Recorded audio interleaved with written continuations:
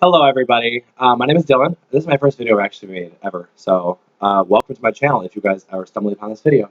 I should just make this into like a Survivor channel. I didn't even think about that. But, anyway, I just looked at the list for season 34 of Survivor Game Changers. To say I'm disappointed is an understatement. This cast kind of sucks. Like, it doesn't, there are some gems in there, but most of them, I'm pretty bummed, just because I think there's a lot of people that I think should have come back but didn't. Um, but anyway, I have no control, so I'm just gonna read off the names and tell you what I think. And you guys, I would love to hear. So whatever you agree with, whatever you disagree with. Um, Call me names, call me whatever you want. Just I want to hear from you, just because I love the Survivor community and I want to get involved. So please comment away. But I'll start with one of my favorites, Andrea from.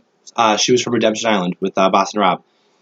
Andrea had a shot to win both seasons. She had a shot. Redemption Island, less of a shot. No, say what you want. I honestly, from the bottom of my heart, I think Boston Rob was rigged to win. And as a fan of the show, I know they would never rig that, but that cast, 95% of the new people had no shot at winning, regardless if Rob was there or not. It was honestly, I think, set up for him to win. Andrea was like that 5% that I think had a shot. She was socially aware enough and strategic enough and physical enough to make it deep, and she did. And Rob knew that. That's why he tried everything in his power to get her out toward the end, because he knew Andrea had a case for herself in the finals. She wouldn't have won anyway against him, but she had a shot. Brad Culpepper. Brad Culpepper. I don't know why he's on this season. I mean, he was nominated for Second Chance, and then he didn't make it on. So that should tell, CBS and casting enough to not put him back on the show, because we don't want him on the show. Honestly, I think he's arrogant. I think he's rude. I don't think he's fit socially to be in this game. I think his first season, I was so happy to see him go. I was so happy to see him lose. And this season, I mean, he has to really prove a lot of people wrong for him to even make it to the merge, because I think he's going to be an early boot to begin with, just because, I mean, I don't think anybody respects his gameplay. I know I didn't. And I loved Jervis's niece, Marissa. I loved her. Fuck you, Brad Culpepper. I love that. I watched that over and over again because he deserved it. But yeah, if he were Monica, he'd have a lot better shot. Bring Monica back, because she was good. Next on, my favorite, Aubrey from Survivor Korong. She was just, I was so bummed to see Aubrey lose. And I know a lot of people were too. I mean, there was an uproar when Michelle won. Michelle, I think the only upper hand she had with Aubrey is she made really, really strong bonds. And that's the only thing Aubrey missed on. She was very strategic, and she was manipulative socially. She had her head in the game. And physically, she was really good. I mean, I predicted her as an early boot from the get-go because of that panic attack, and I thought, this girl's not going to make it. And I'm not judging based on your panic attacks, because I suffer them too. But I thought from that alone, I was like, she's going to be an early boot. But she proved America wrong, and she proved, I think the cast wrong. So I would love to see her go deep again. And if she wins this season, I'd be so happy. But whatever. Caleb. My problem with him being on the season is it's called Game Changers. And I think Jeff Probst, when he was talking about it in season 33 finale, he was talking, when he was teasing it, he was saying people that, were super competitive, people that changed the game, people that, will go to extreme lengths to stay in the game. Caleb, he was a medevac. If this was Second Chance, yes, bring Caleb back, because he deserves a second chance. Or do another Philippines season when they have the three medevacs come back. But a season of Game Changers, I don't think Caleb did enough, and I don't think he deserves a spot. And honestly, I think somebody who could take his place would be Sierra from the Tocantins, or David from the Millennials vs. Gen X. One of those two for sure. Sierra Easton. She was Blood versus Water. There's two Sierras. She she got better and better. Actually, no, she didn't. I don't know why I said that. I was thinking of Andrea. Andrea got better and better. Sierra, her first season had a genuine shot to win. She really did. She played so well. I mean, and everybody knew it, and she knew it. She, in her Ponderosa video, she says she's like, I guarantee I would have won. And I honestly, I believe her. I agree with her. I think she would have won if she would have made it to the end. I think she played better than Tyson. I think Tyson just, was in the right place at the right time to win. I don't think he's a great winner. But then we had Sierra in second chance, and she kind of fell flat. Partially, it wasn't her fault. I mean, she was in the bottom a lot of the time. She could just not get out of that. People looked at her as a huge threat, which she was. But if Sierra kind of steps back a little bit and kind of just jumps into an alliance, I think if she makes the merge, she's a huge threat to win. JT. Great winner from Tocantins. Loved JT. I mean, JT, I don't think anybody was bummed to see JT win against Steven. Steven played a good game, but JT played really, really, really well. I think he got a clean sweep. It doesn't matter. Whatever. But then Heroes versus Villains comes along, and he makes a boneheaded move. Oh my god, my window's broken. Oh my god. Fuck.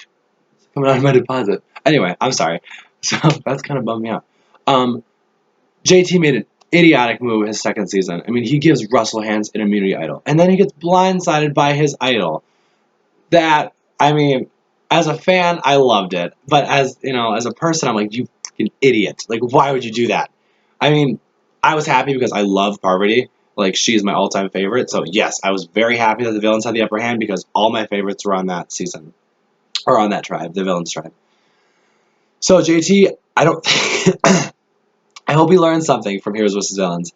And I hope he takes it with him for the third season. I don't think he's going to win again. I don't think any winner from this season is going to win again.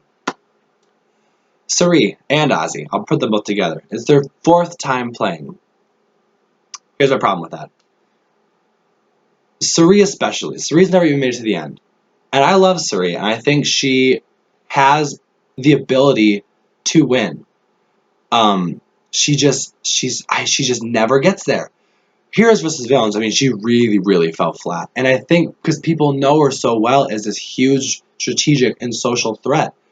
And I think that's why she's going to get voted out early this season. It's because she is a huge threat. And people know that. People are so well aware of Suri and Ozzy's play that I think they're going to be booted out very, very quickly. I mean, there's a lot of new people playing. And these are very old school. So I think they're going to get kicked out really quickly. Ozzy, I think, is the same thing. And I don't know why Ozzy would have won South Pacific had he made it to the end, because he spent most of his time in Redemption. Had he played like he did in the first two seasons, actually not even the first two. The first season, he did really well. The second, he relied too much on his alliances. And I think he learned from that because he brought it with him the third season because he was a little more strategic. But I don't think he still has it in him strategically to win. It's just my opinion. And I think he's going to be an early boot. They'll use him for challenges, but as soon as they smell a merge coming closer, they'll get rid of him. All right, now we have Jeff Varner. Jeff Varner didn't make it very far on the Outback, and I can't really talk about strategy and stuff like that because back in the first few seasons there wasn't a lot of strategy. It was just about it was all about the survival aspect of it.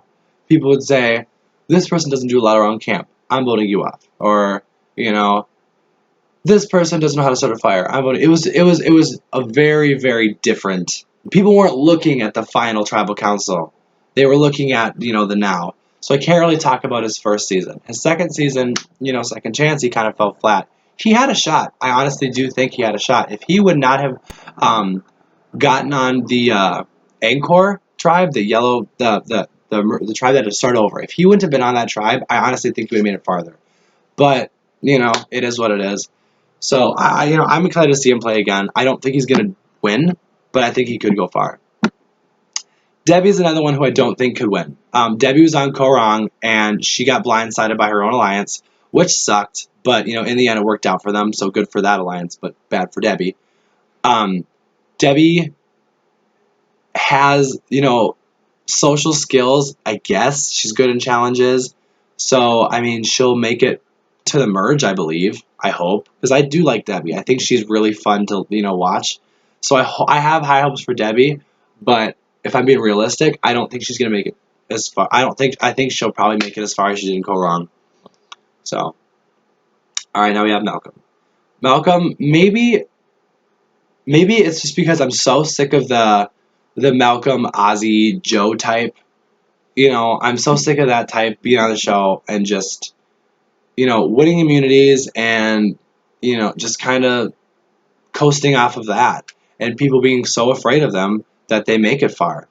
Malcolm probably would have won the Philippines had he made it to the end, but ultimately it went to Denise. I don't think. I think Malcolm's going to be kind of grouped with Ozzy and Sari. I think Malcolm is so well known to be a threat. I mean, you saw it in Caramoan. People were trying so hard to get him out, and he got out. I mean, he got out pretty early. He didn't make it that far in Caramoan. So honestly, I think it's going to be the same thing for him. Now we have Haley. Haley is another one I don't think should be on this season. We're talking about game changers here, and I can't think of one thing that Haley did to merit her to be on this season. I mean, she has the social skills, and she's not bad in challenges, but I can't think of anything that Haley did to make her a game changer. I predict Haley being out fairly quickly. Then we have Michaela. Michaela is one of my favorite new players. I, like a lot of people, like a lot of Survivor fans, was so bummed to see her get voted out. When she won the reward for when her team, when she had to come from behind, and then she was talking about how everyone thinks she's a physical threat, she's such a big threat. I knew. I was like, she's gone. She's about to get voted out tonight. And I was right. And I was so bummed. I think Michaela is smart enough. I think she's going to take what she learned in the first season. I think she will step back. And if she does that, she is a huge threat because that girl can play. I mean, if she would have stepped back her first season, I think she could have beat anybody. Now we have Ty. Ty, in the beginning of Korong, I wanted him to win. On day 1, I wanted him to win. Day 39, Final Tribal Council, I was like, if this freaking dude wins, I'm going to shoot myself. Like, his gameplay, he changed. It wasn't, I'm just burping, I'm sorry. His gameplay changed from when he first started. He was, this loyal, genuinely nice person, super likable, and he just started, Scott said it, and I hate Scott, but he said it. He's like, he got weaker. I mean, his strategy was not very good. He would just hop from alliance to alliance. I mean, I don't have high hopes for Ty. Sandra. Girl, I don't know why you're back out here. I mean, if you think you're going to win a third time, you are crazy. And I hope that she doesn't come out here thinking she's going to win a third time because it's not going to happen. Sandra I'm sorry, she got lucky her second season. She got lucky because that jury was as bitter as hell. Like, if they would have had a jury that respected gameplay, Parvati would have been a 2-time winner. Sandra didn't deserve Heroes vs. Villains. She deserved her first season, yes. I don't know why she's back a third time. Physical game, like she has this way of just dodging votes, and I guess that's why she makes it to the end. But I honestly think people better be smart enough this time around to just get rid of her. Tony, another winner. Wasn't a fan of Tony. When I saw him in Woo at the end, I hated Tony so much at that point, but I wanted him to win so bad because, as a person, I hate people that act like that. I hate, arrogant, pompous, cocky guys like that. I don't like guys like Tony, but as a Survivor fan, I was like, please, Tony, just win because he honestly deserved it. He was so, so strong. So if Tony plays as hard as he does this time, yeah, he could win. But then on the other hand, if he plays as hard as he did this first time, he could be out early because there's a lot of people on here that know Tony's game. I mean, I'm sure everybody does. Tony is a huge, huge threat. And if he goes deep, he could win. Although he's never won immunity. Anyway. Sarah. Sarah from Tony's season, Kagian. Sarah is one of the people that I really do think deserves a second chance because Sarah was an all-around great player. Socially, she was great. Physically, she had game. And strategy, she was pretty good. The only reason why she got voted out is she got blindsided, but the only reason why she did is because of freaking Cass. You know, if Cass would have just stuck to the alliance, yeah, Sarah, that side wasn't very nice to her, but you should have just stuck it out, Cass, because you were played such a goat. She actually probably would have had a better chance if she would have just stuck it out. But Sarah, honestly, I hope you do well this season because I really, really like you.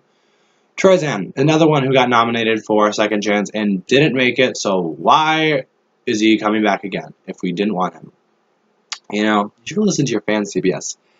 But I don't like Troyzan. I think he's annoying. I think he's like, if Coach and Phillip had a baby, I think it'd be Troyzan. I think he's just obnoxious and annoying, and I hope he gets voted out early. I don't like him. Okay. The other Sierra from Worlds Apart.